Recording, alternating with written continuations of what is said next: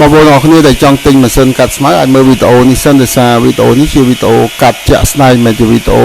demo ឬក៏ marketing មកពីក្រៅប្រទេសទេវីដេអូនេះគឺហាង Cam Tool បាទខ្ញុំបាទផ្ទាល់ម្ដងចុះទៅធ្វើតេស្តជាក់ស្ដែងកាត់នៅខាងក្រោយ office ណាដោយសារមានមែកឈើកូនឈើធំដែរអញ្ចឹងយើងកាត់ជាក់ស្ដែងដើម្បីឲ្យភ្ញៀវ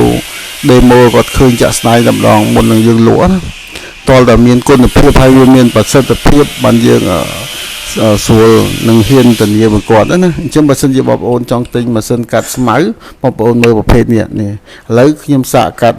ប្រភេទដើមឈើធំដែរណាប៉ុនកដៃមែកវារុញចូលស៊ីខ្ទេចមកបងប្អូនគេមាត់ទៅជាកតិចអាចណាអស់ហើយអញ្ចឹងវាទៅជាជីវានៅសល់មកគុំធំឥឡូវឲ្យបុគ្គលិករុញថែមមួយសាទៀតដើម្បីវាខ្ទេចទាំងអស់តែម្ដងឥឡូវយើងធ្វើតេស្តចាក់ស្ដែងនេះមែកធំជាងគេណាបាទប៉ុន្តែមែកវាខ្ចី